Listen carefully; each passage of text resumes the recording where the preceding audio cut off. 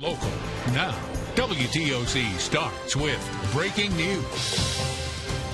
Well, breaking right now, London police and medical personnel are on the scene of an explosion at a subway station. Police now calling this an act of terrorism. We do know a fire broke out on a train, causing multiple injuries. And a witness also says several people were trampled on as they ran away from the scene. Right now, services have been cut along that subway line. Details are still coming in as the morning progresses. We will bring you the latest information as it becomes available. We will also have that information on our website, WTOC.com. You can see we already have that story posted right now.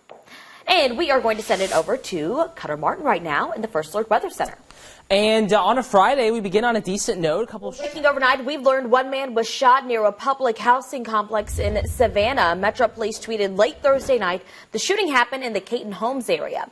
Not much else is known at this time, but we do know the victim suffered non-life-threatening injuries. One person is dead following a wreck involving a disaster relief vehicle. It happened near Highway 21 and Highway 24 in Newington.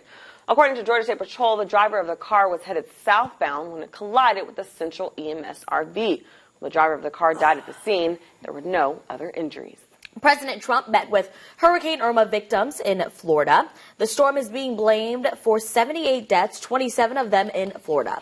Many residents are still dealing with power outages, sweltering heat, and blocked roads. While touring Florida's disaster zone, the president acknowledged the strength of the storm's survivors. Never seen a category like this come in because it came in really at a 5. All you have to do is look at what happened in the Keys. But we love these people, and we're going to be back, and we're going to help. And the job that everybody has done in terms of first responder and everybody has been incredible.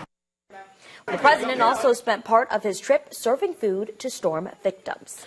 Well, the city of Savannah releasing information on its response to Hurricane Irma. They say overall 15 to 20% of residents evacuated. Debris removal has already started, and the sanitation department resumed regular service routes on Thursday. Well, FEMA is reporting 3 homes were destroyed in all of Chatham County. Close to 200 have major damage, and about 250 have minor damage.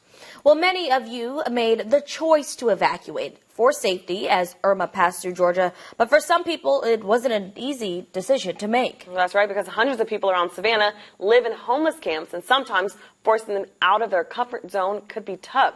Jarvis Robinson is joining us now live in downtown Savannah with details on evacuation efforts for those homeless camps. Exactly, Tej. You know, it's not the easiest thing to go into someone's personal space and tell them that they're going to have to leave, or it's best that they leave. It's reporting live here in Savannah this morning. I'm Jarvis Robertson, WTOC News. Well, our coastal communities suffered plenty at the hands of Hurricane Irma as she tracked through our area. Many folks in Bryan, Liberty, and McIntosh counties are still cleaning up after record times came through their homes and businesses. The Sunbury Crab Company is one of those places. They fared a lot better than most in Sunbury. A lot of docks suffered damage because of the direction the time came in.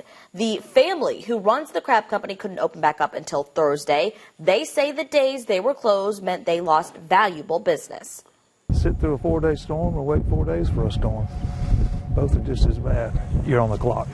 If you don't have cash flow, you're on the clock. And it can't go on long. The Melees had to close their place due to the evacuation order despite having nearly picture-perfect weather last Friday and Saturday.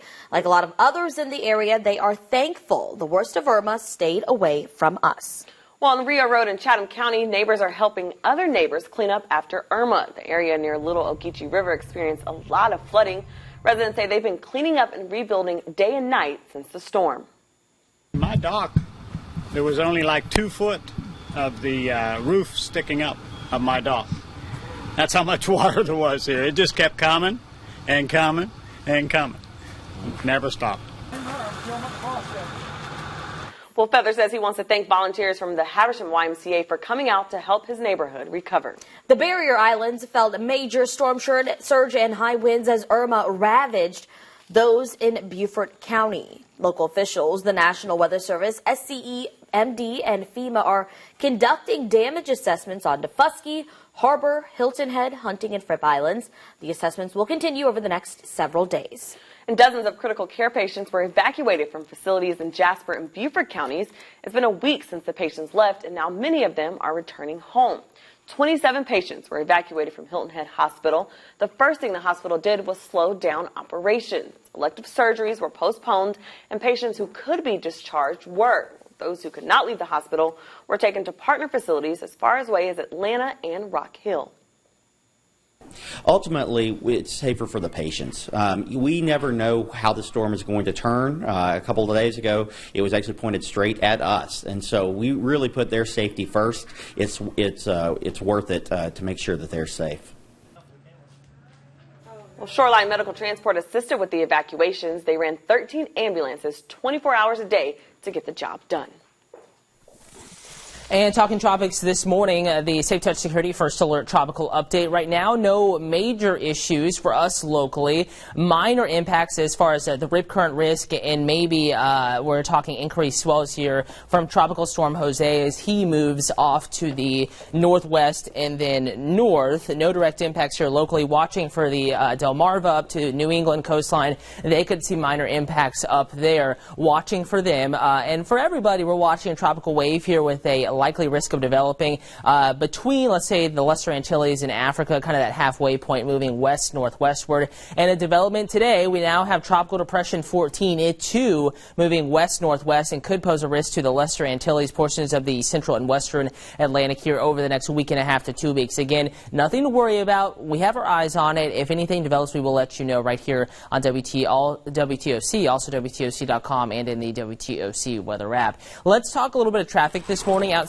with the WTOC Jamie Casino traffic tracker. We are actually on 204. Notice the construction rails in the vicinity of King George, kind of on the south side of the city of Savannah, headed back eastbound now on 204. Live drive times, we're looking okay, and the map's okay as well. We're in the green across the low country and the rest of the coastal empire. We are all moving at posted speed limits at this time.